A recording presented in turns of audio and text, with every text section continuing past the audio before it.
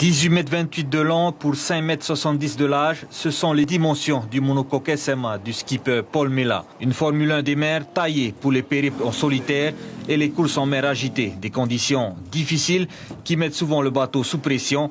La preuve, le vérin hydraulique de commande de la quille n'a pas tenu.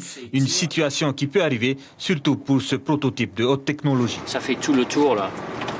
Le fissure qui partir de là, il est venu jusqu'au bout.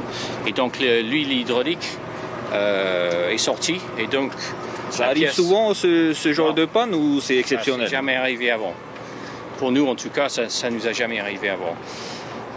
Donc voilà, mais c'est quand même des bateaux prototypes. C'est comme une voiture de course Formule 1 ou quelque chose comme ça. Toutes les pièces sont custom, sont fabriquées sur mesure.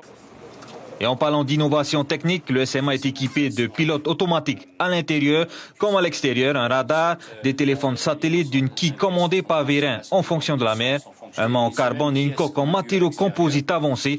Autant dire que tout est étudié pour aider le skipper à manœuvrer au mieux son bateau. Seul bémol, le manque de confort. C'est pas du grand confort, loin de ça. Il n'y a même pas de bannette, il n'y a pas de toilette, il n'y a pas de douche, il n'y a pas de cuisine, il n'y a rien. Parce que ça sert à quoi? Juste à ajouter du poids et du confort. C'est des athlètes de haut niveau qui sont là pour faire quelque chose de très extrême. Quand on grimpe le mont Everest, on ne prend pas la cuisine avec soi. On a du lyophilisé, etc. On a juste ce qu'il faut. Et à noter que la prochaine grande course pour le SMA et son skipper Paul Mela se jouera en novembre 2017 au Transat Jacques Fabre.